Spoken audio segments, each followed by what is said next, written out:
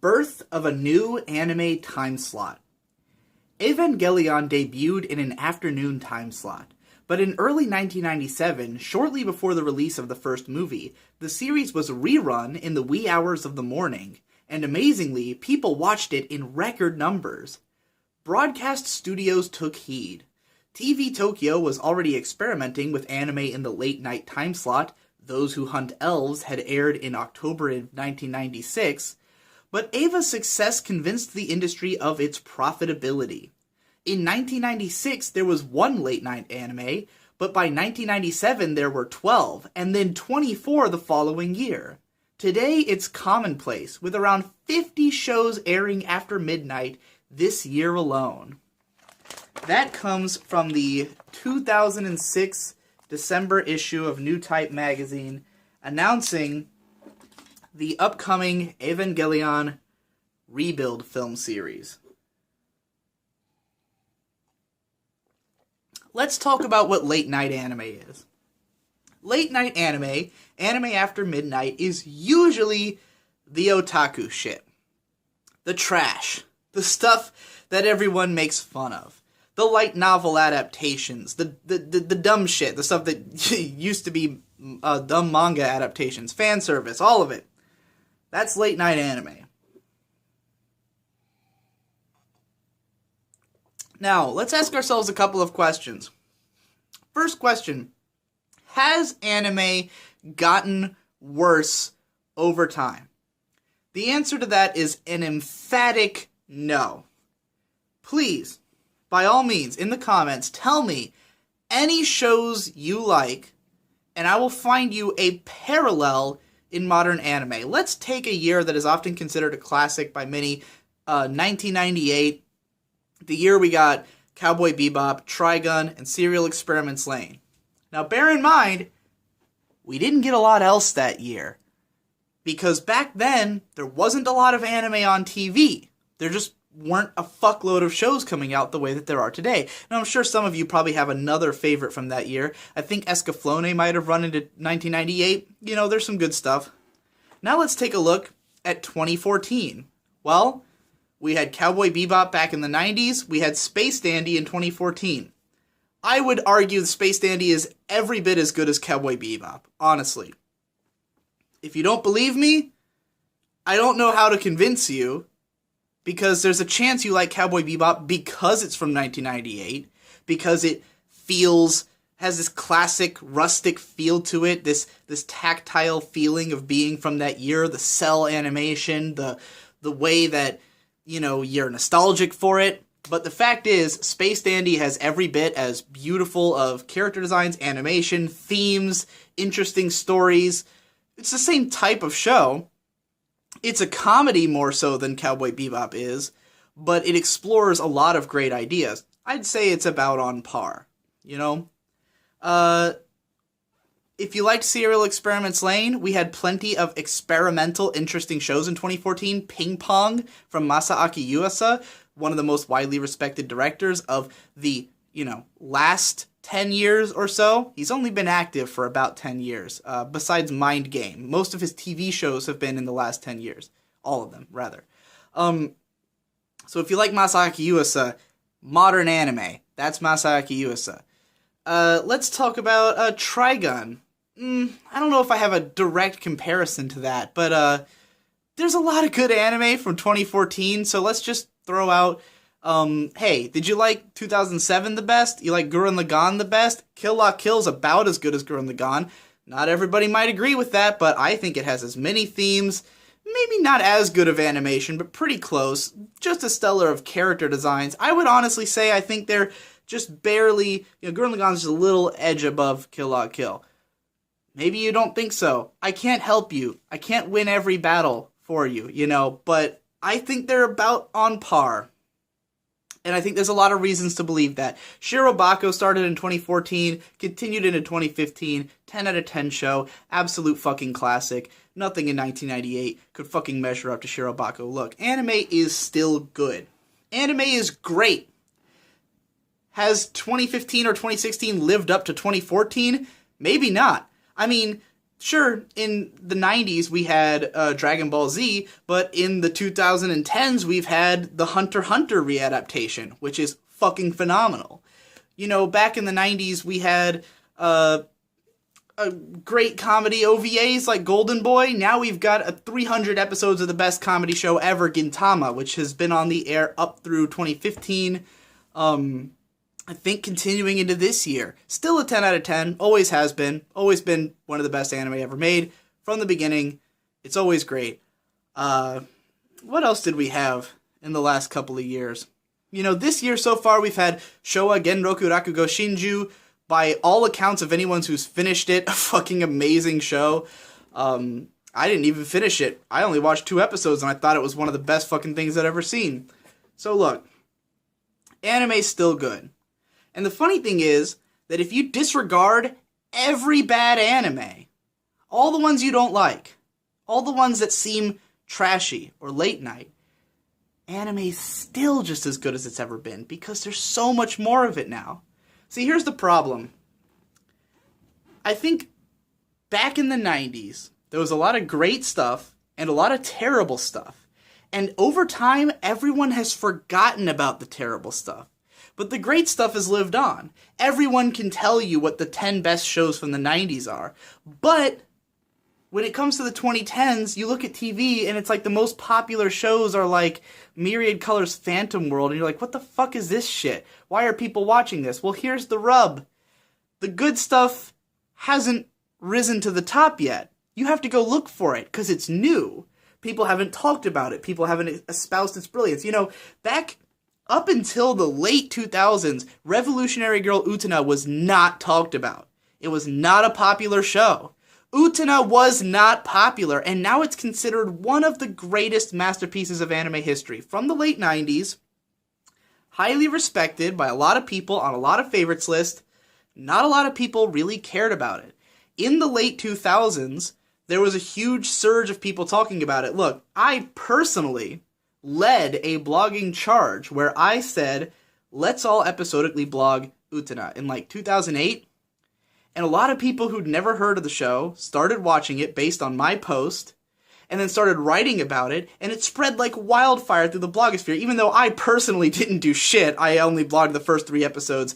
But everyone else who I told to do it, their posts were popular and it spread.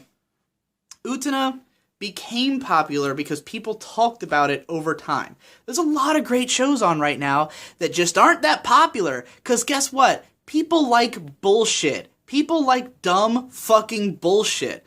There's a lot of shows from the 90s that were big in the 90s that no one gives a fuck about anymore that you'll never see on a fucking classics list, you know? What like highly recommended anime list has Tenchi on it? Do you know how many seasons of Tenchi Muyo there are? There's a lot of fucking seasons. I'm sure some of you probably like Tenchi, and Tenchi's not abysmal, but it's a fucking harem show. It's as much of a stupid harem show as anything coming out right now. Look. Anime hasn't gotten worse. What it has gotten is more ubiquitous.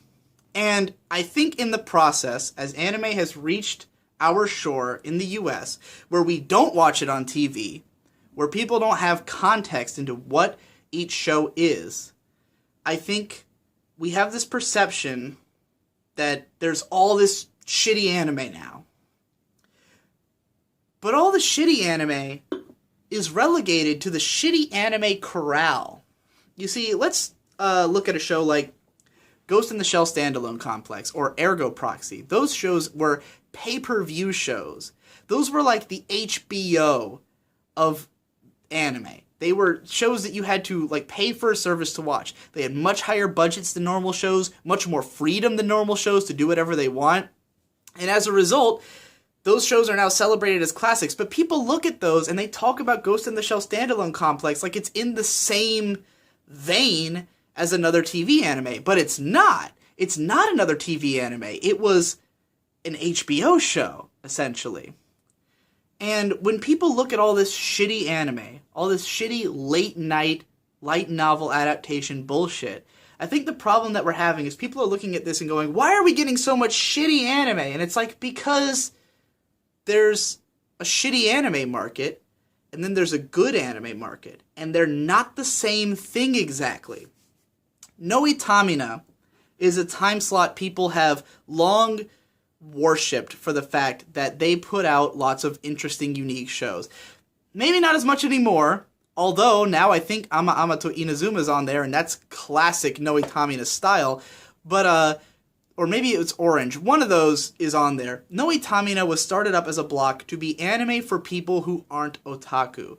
It's actually kind of late night, but it's not for otaku. It was originally made to appeal to audiences outside of that demographic. So you had lots of josei manga adaptations like Honey and Clover, and later on Princess Jellyfish. I think that's josei. I don't actually know. And it had lots of experimental and interesting stuff that was more like sci-fi or just weird and out there, like Mononoke, Psycho-Pass for a more recent one. And it still tries to hold to that somewhat. It's had a few shitty A1 Pictures shows on it, but it's also had some okay ones, like The Perfect Insider was just on there from A1 Pictures on Noitamina, a total Noitamina show. It's a mystery, obviously not otaku-centric, meant to have a broad appeal. Look, time slots matter immensely in Japan, because a time slot has a personality. There's a reason that every Gundam show and every big mecha show, they all air in the same time slot. Code Geass, like, in between seasons of Code Geass was Gundam 00. They would go from Code Geass to Gundam 00 to Code Geass to Gundam 00. They did that for, like, 2 years or however long those fucking shows were. Yeah, 2 years. Because those were both 2 26-episode seasons apiece. All Sunrise shows. And what do you think's in that time slot later down the line? Probably Iron Blood. Don't quote me on that, but Iron Blooded Orphans is currently doing the same thing. Of 26 episodes, and they're going to have another season for that time slot. I don't know what else is airing in that slot at the moment, but that's the way anime works. It's very relegated to certain times, have certain shows, and certain style of shows have certain expectations. So, let's talk about audience. You see, here's how anime makes its money.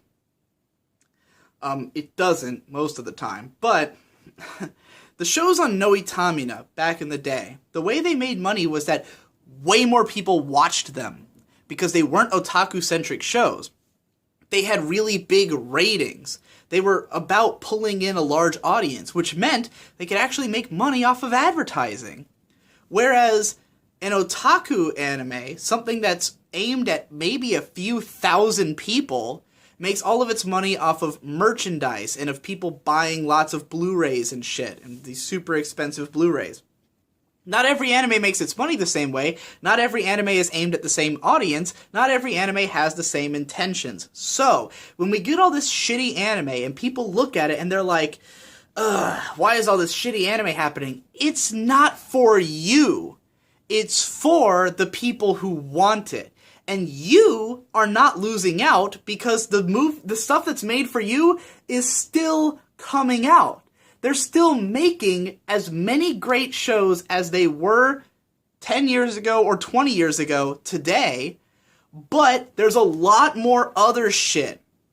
The problem with us in the West, with everyone outside Japan, I like to say the West when I really mean outside Japan, and I get flack for that sometimes. I just mean everything outside of that country. For everywhere else, we have like AniChart, and we see like 45 shows in a list, and they're all presented like they're on equal footing, but they're not. Because in Japan, some of those shows would be on at fucking prime time, and some of them would be on at 3 a.m. on an obscure channel that nobody watches, you know? Like, for instance, ATX is an infamous channel for the fact, well, I don't know, famous, infamous. They play lots of racy stuff. Whenever you get those uncensored rips of the shows that are like the heavy fan service shows, when you get the uncensored version, that usually comes from ATX because they are that kind of channel. It's like a Japanese Spike TV kind of thing, you know, like you're getting the stuff that's oriented towards that.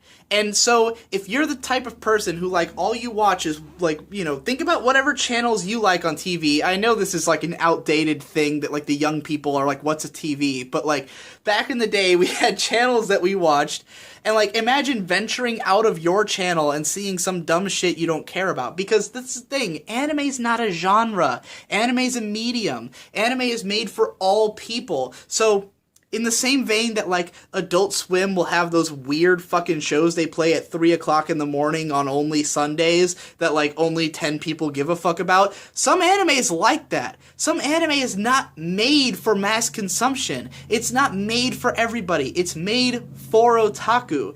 And yes, there are more of those shows now than there were in the past, but they haven't done anything to the good shows. The good shows are still there. Here's the problem. In the winter season, no one fucking watched Showa Genroku Rakugo Shinju, the best fucking show on television. The show that was impeccably directed, impeccably designed, beautiful to look at, great characters. It was on Crunchyroll, so everyone had access to it immediately. It was classy. It had no fan service or anything. It had a strong dramatic plot line, great memorable characters, amazing voice acting, brilliant directing, brilliant art design. No one watched it. And as a result, people can sit around and say, anime sucks this year. But you didn't watch the good anime. You watched Erased. You watched fucking Phantom World and Grimgar, shows that are fucking, that no one will talk about in 2 years, because they don't matter. But a lot of you did watch Konosuba, and that was great.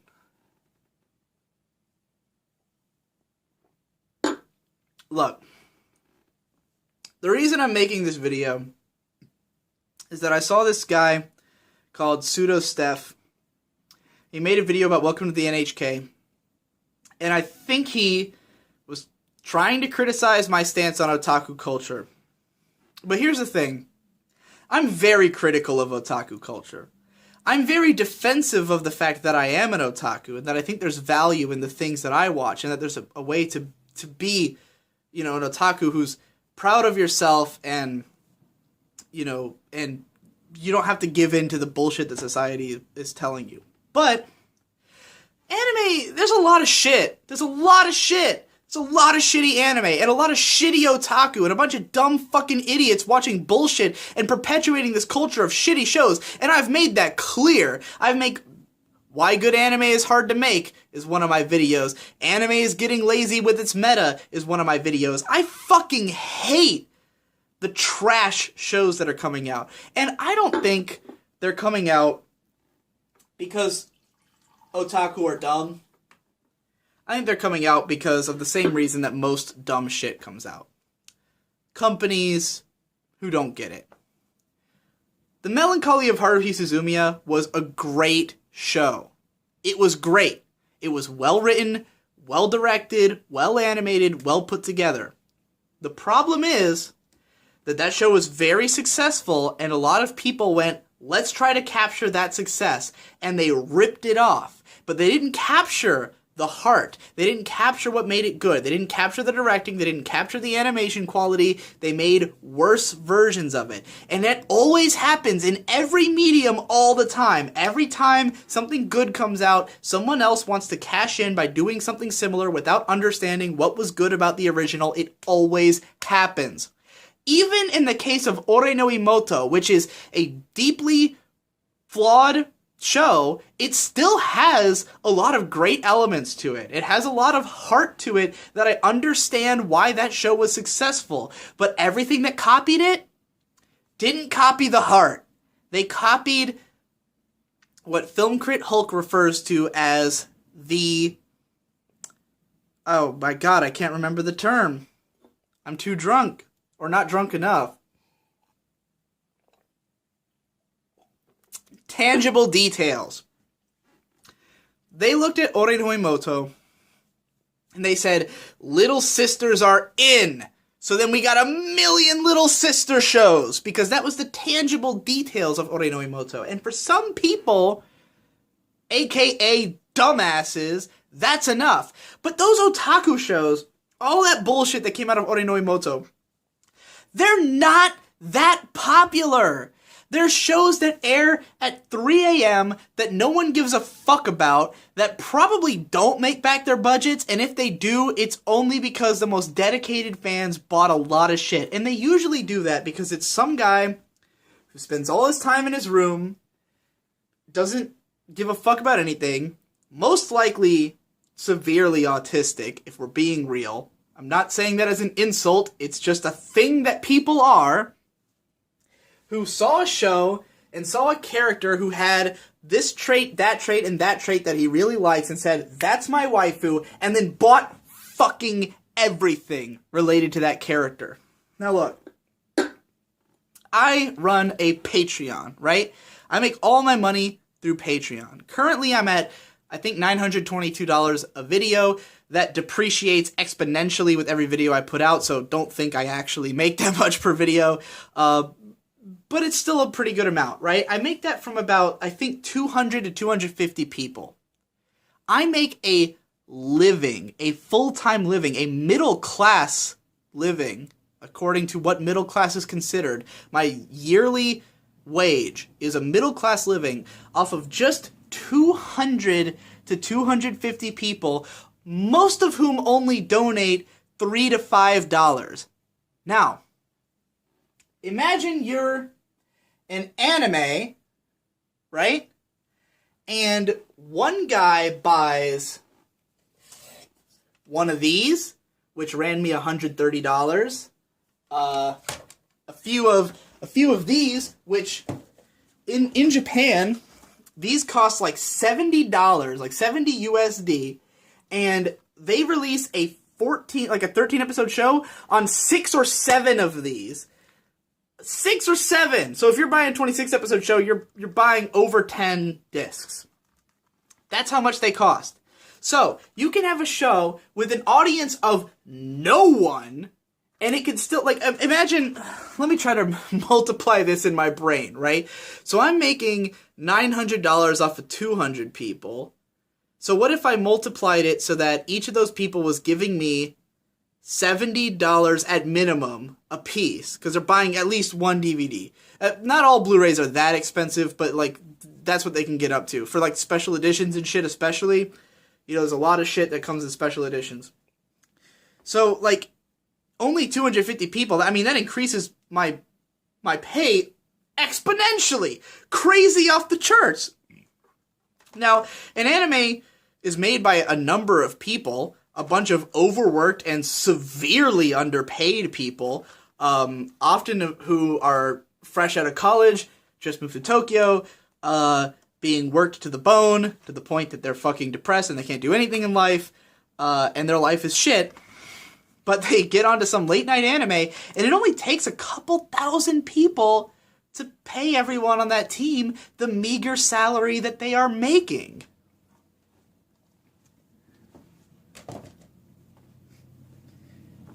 Not every anime is for everybody. Some anime are for everybody. And there's as many of those as there ever were. Here's the thing, look. Anime's changed styles. But you also have to realize anime is a minuscule industry. There's not a lot of people doing it. It's all made in this really small country that already, I mean, it has a decently sized population, but not one of the biggest in the world. It's an incredibly niche industry. How many people in Japan do you think are animators? You know, even out of this small island country, how many people do you think are actually working in anime? Not a whole fuckload.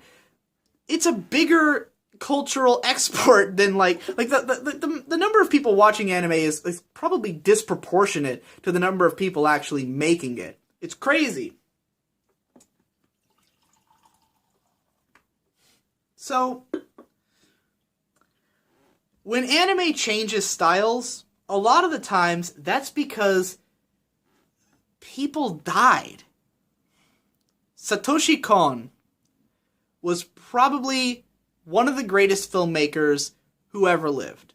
He was an absolute genius from a startlingly young age. He was an amazing director.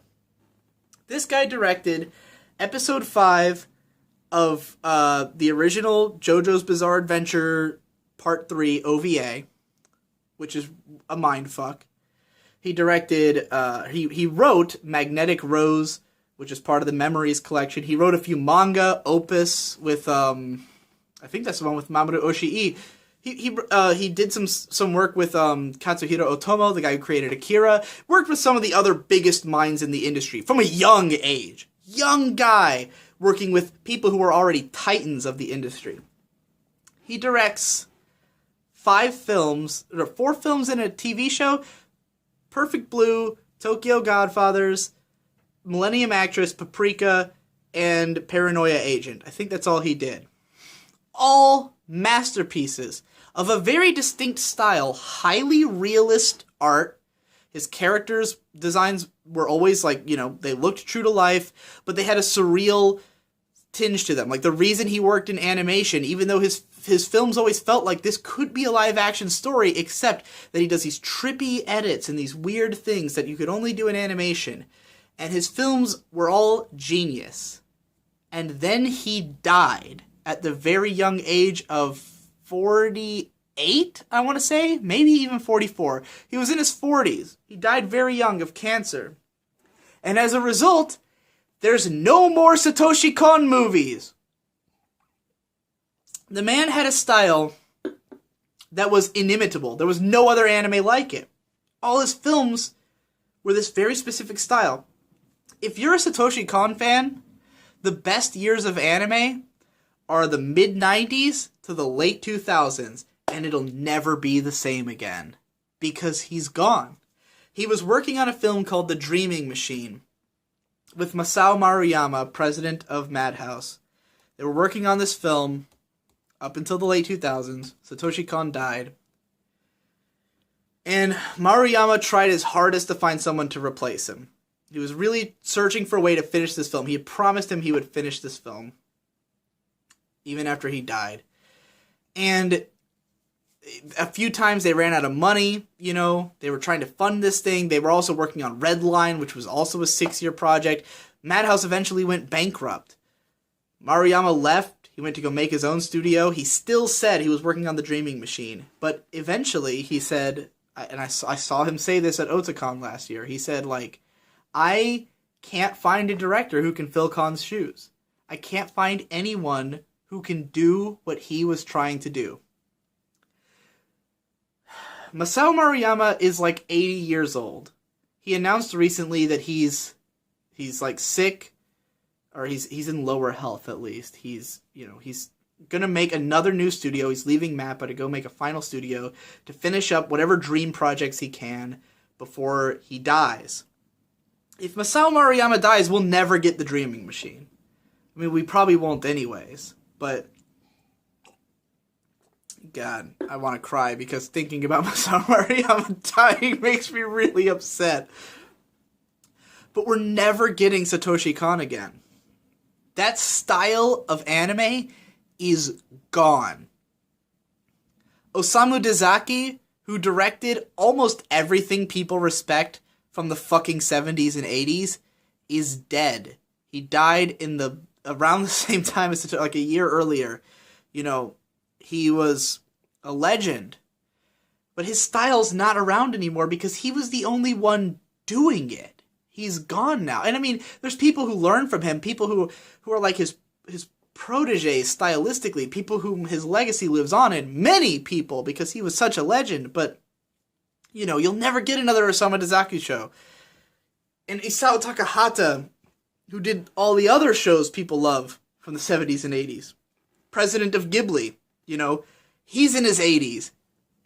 He just directed a phenomenal film, Tale of Princess Kaguya, in 2013. But, he's not going to be around forever. Anime is changing because anime is tiny. There's only so many people working on it, and those people die, or they move on, or new people come into the fold, and those new people are largely fans of anime. The people who get into anime are usually anime fans, and what are they going to be influenced by? Anime! Previous anime!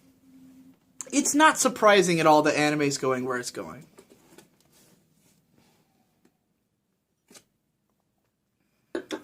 If you think anime is worse now than it was in the 70s and 80s, it's probably because the people who worked on the anime you loved aren't working anymore.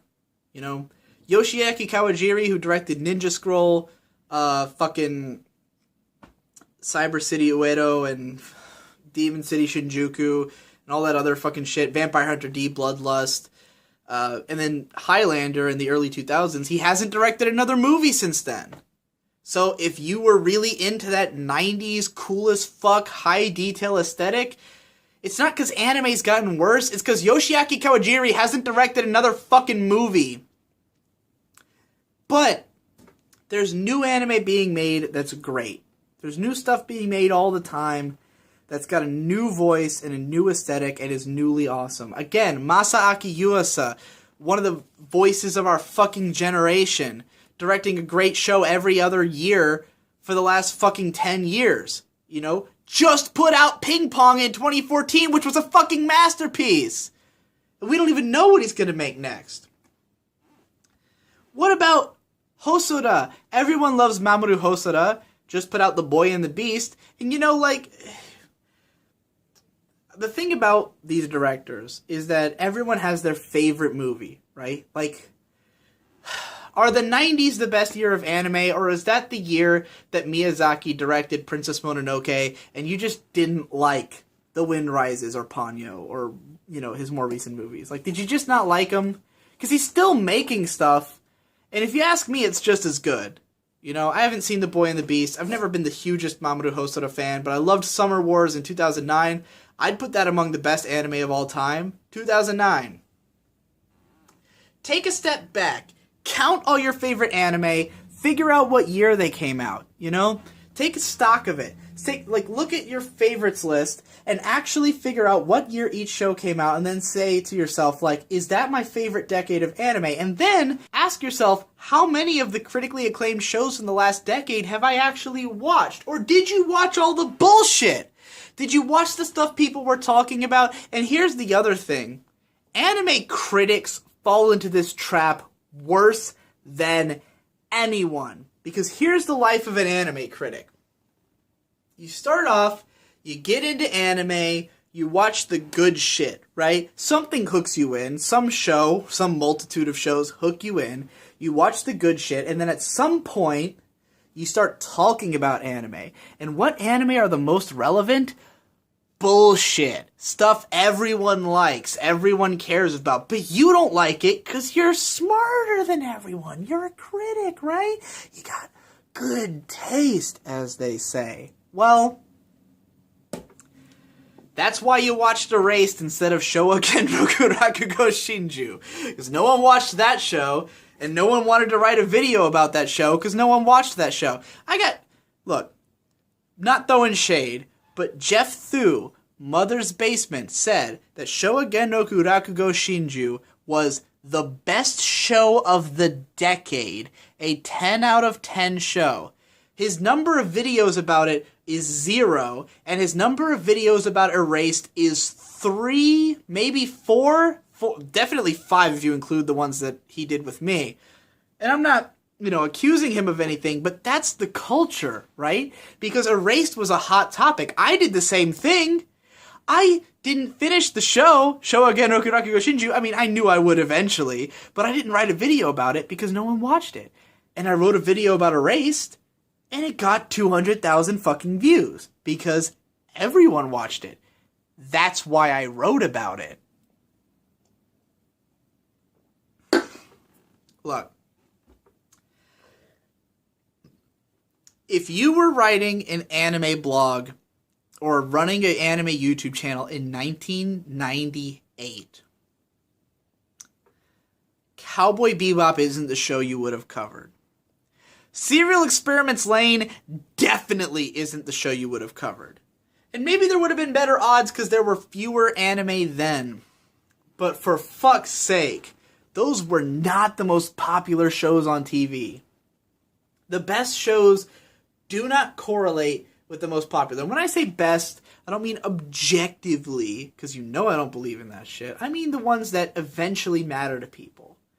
Cowboy Bebop wasn't that fucking big a deal when it came out.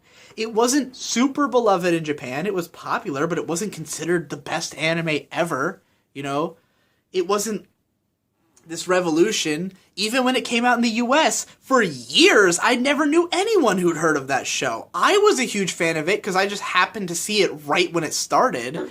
But I was a bigger fan of, like, Yu Yu Hakusho and Inuyasha, which are fucking garbage, you know? Well, no, not Yu Yu Hakusho. I fucked that up. Yu Yu Hakusho is amazing. Inuyasha's fucking garbage. I'm deeply in regret that I implied for a second that Yu Yu Hakusho is garbage. I'm very sorry. That was not intentional. I've gotten very drunk in the course of this rant. Inuyasha's garbage. But over time, Cowboy Bebop grew to be respected because the people who liked it kept talking about it forever. And eventually it achieved this status. I remember back when Mushishi was obscure. When I got into anime in 2007, Mushishi wasn't a big deal. But now you can't look at a fucking 3x3 list without seeing it because it gained respect over time. My cat wants in.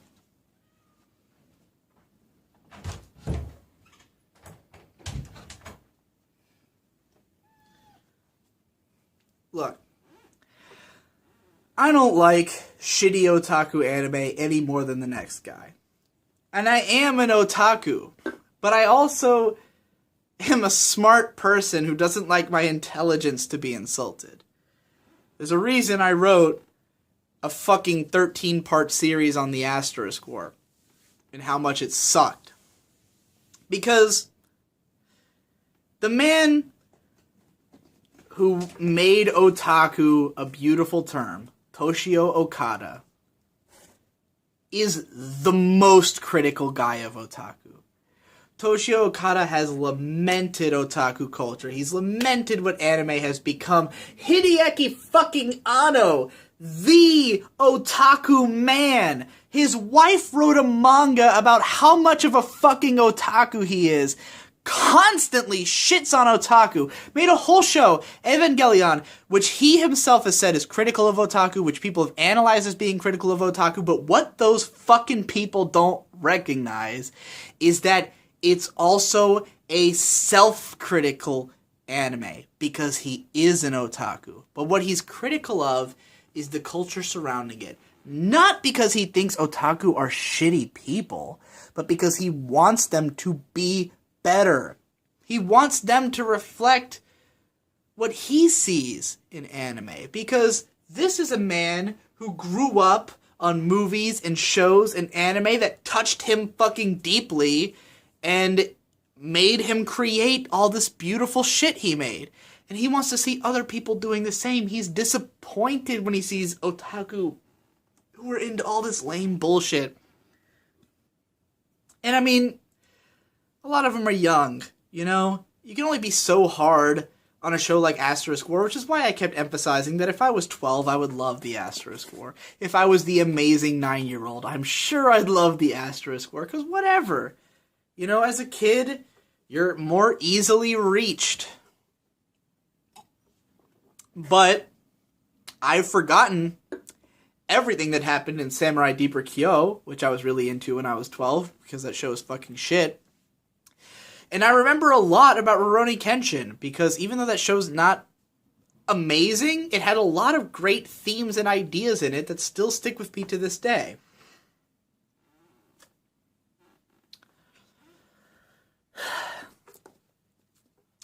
Not every anime is for every audience. And it never has been, and it never will be. And a lot of anime is shit. A lot of it's garbage. A lot of otaku culture is worshipping at the altar of dumb bullshit. And that's fine, because it doesn't affect you. And people seem to think it's affecting them. People seem to think that good anime is gone and replaced by this shit. But you're just not looking for it.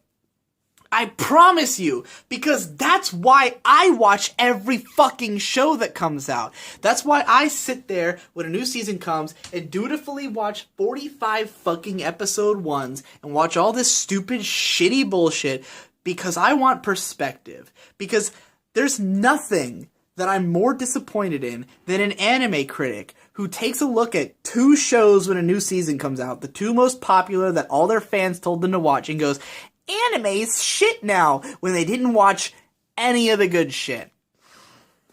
If you didn't watch Showa Genroku Rakugo Shinju, I don't want to hear you saying a single fucking word about whether 2016 anime is good or not. Maybe it's not as good as 2015, and maybe 2015 wasn't as good as 2014. There's not a lot of competition for 2014. 2013 was great, though, as well.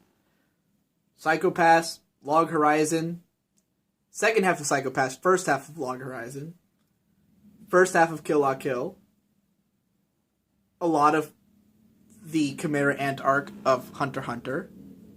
Great fucking year for anime. But no, anime's gone to shit because the one specific show you loved in 1998 didn't have a rebroadcast that year. Well, great. You like 10 shows. You're not a fucking anime fan. End rant.